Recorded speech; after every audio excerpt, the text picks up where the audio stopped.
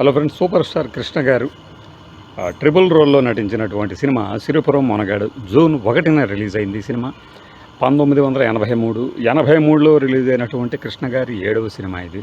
Heroine Jayaprada, KR Vijay గారు పెద్ద కృష్ణ గారికి జంటగా నటించారు. అలానే ఇందులో ఒక వ్యాంప్ క్యారెక్టర్లు ఇవన్నీ మామూలే. సత్యనారాయణ గారు బ్లాక్ ఫాక్స్గా నటించగా, కృష్ణ గారు లయన్గా 3వ క్యారెక్టర్ చేశారు. శ్రీధర్ అనే కానిస్టేబుల్ పోలీసు అధికారి పాత్రలో తండ్రిగా కృష్ణ గారు నటించగా, ఆయన కొడుకు ఆనంద్ పాత్రలో కూడా పోలీస్ ఆఫీసర్గా నటిస్తారు. ఇట్లా ఒక 2 క్యారెక్టర్లు, హీరో క్యారెక్టర్లు ఒకే డిపార్ట్మెంట్కి సంబంధించి నటించడం అనేది అరుదుగా జరుగుతూ ఉంటుందని సినిమా ఇండస్ట్రీలో చెప్తూ ఉంటారు. మనకి చట్టానికి 1000 కళ్ళు చూసాం, ఈ సినిమాలో చూసాం. కొన్ని సినిమాల్లో మాత్రమే అలా జరుగుతూ ఉంటుంది.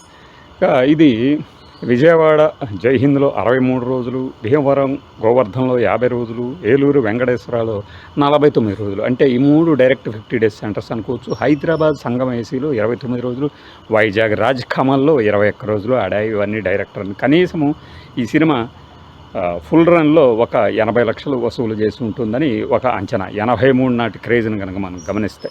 సూపర్ స్టార్ కృష్ణ గారు ఇందులో త్రిబుల్ రోల్ చేశారని చెప్పుకున్నాం. అందులో లయన్ అనే ఒక క్యారెక్టర్కి ఇచ్చినటువంటి కాంటాక్ట్ లెన్సులు కానీ, ఆ క్రూరమైన లుక్ కానీ నిజంగానే కృష్ణ గారిలోని విలనిజాన్ని ఛాయామాత్రంగా కనిపించేది ఆ సినిమాలో. కనీసం అలాంటిది మానవుడు దానవుడులో గుణ క్యారెక్టర్కి బదులు దుర్గా క్యారెక్టర్కి వాడినా కూడా బాగుండేది. మరి ఆ థాట్ ఎందుకు రాలేదు? కేఎస్ఆర్ దాస్ గారు లేరు కాబట్టి వచ్చి ఉండదు. కేఎస్ఆర్ దాస్ గారు ఈ సినిమాకి డైరెక్టరు. అద్భుతంగా ఉంటుంది సినిమా. ఈ సినిమాకి సంబంధించి ఫిబ్రవరి 10, 1983లో కృష్ణ గారికి పెద్ద యాక్సిడెంట్ జరిగింది. అది మీకు పక్కన విజువల్లో వేయడానికి ట్రై చేస్తాము, ఎడిటింగ్లో పూర్తి చేస్తాము.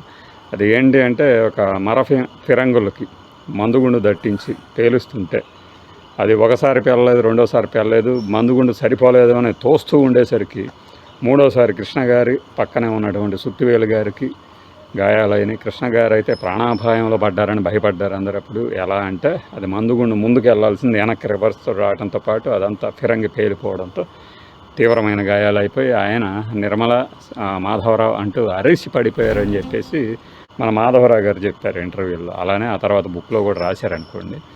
కృష్ణ గారికి సంబంధించినంతవరకు అది చాలా పెద్ద ప్రమాదం. 83లో ఆయనకు ఒక ప్రమాదం జరుగుతుంది. అది గనక దాటితే ఇంకా ఆయనకు తిరుగులేదు అని చెప్పి ఎవరో జ్యోతిష్యం ప్రకారం అన్నారట.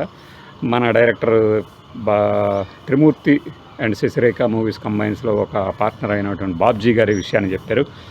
ఆ ప్రకారంగా 83 తర్వాత నిజంగానే ఆయన అప్రతిహతంగా 2003 వరకు నటించారు. 20 ఏళ్ల పాటు హీరోగానే. ఇంకా చూస్తే కెరీర్ చివరి దాకా కూడా అలాంటి ప్రమాదాలు ఏమీ ఎదురుగాలేదు. పైపెచ్చు ఆ 83 నాటి ఆ గాయము, ఆ తర్వాత ఎన్నికల ప్రచారంలో కంటికి తగిలిన గాయము, వీటన్నిటిని సర్జరీ తీసి 94 ఆ టైంలో పూర్తిగా స్వరూపం మారిపోయి యంగ్ కృష్ణగా కనిపించారు. ఇక సిరిపురం మొనగాడు కథకు సంబంధించి ఒక వజ్రాల వేటకి సంబంధించిన కథ సిరిపురంలో జరుగుతున్నట్టుగా ఉంటుంది.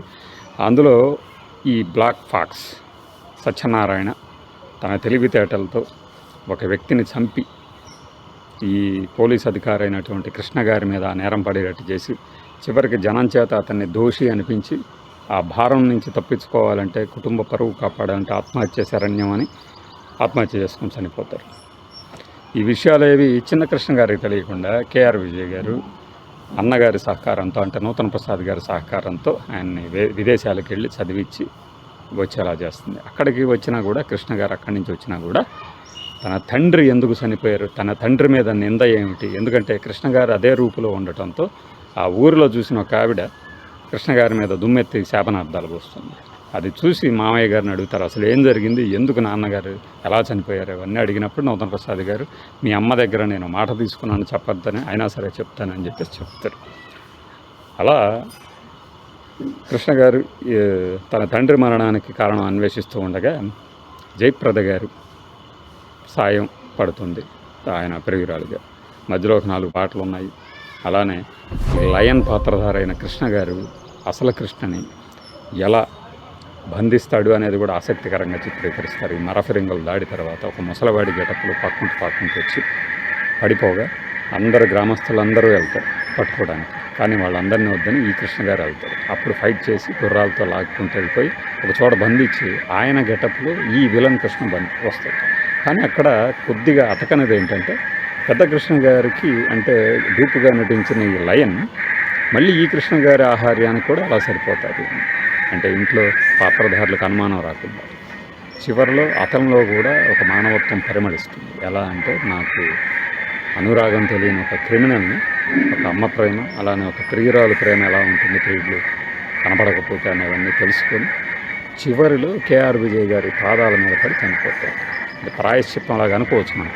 ఫస్ట్లో ఆమె పసుపు కుంకుమాలు దూరం చేసిన వ్యక్తి తానే అని చెప్పేసి. ఇది ఒక ట్రిపుల్ రోలు. మామూలుగా 3 పాత్రలు ఆయన చేశారు, కానీ డబల్ రోల్గానే చూడాలి. ఇద్దరు కృష్ణలే కనిపిస్తారు ఒక ఫ్రేమ్లో కాబట్టి. ఇది సిరిపురం మనగాడికి సంబంధించినటువంటి ఒక చిన్న వీడియో. ఈ సినిమా నేను నరసరావుపేటలో చూడలేదు, కానీ పిడుగురాళ్ళలో సత్యనారాయణ థియేటర్లో చూసినట్టు యూట్యూబ్లో ఉంది. చక్కని ప్రింట్, మీరు కూడా చూసి ఎంజాయ్ చేసేయండి. బాయ్.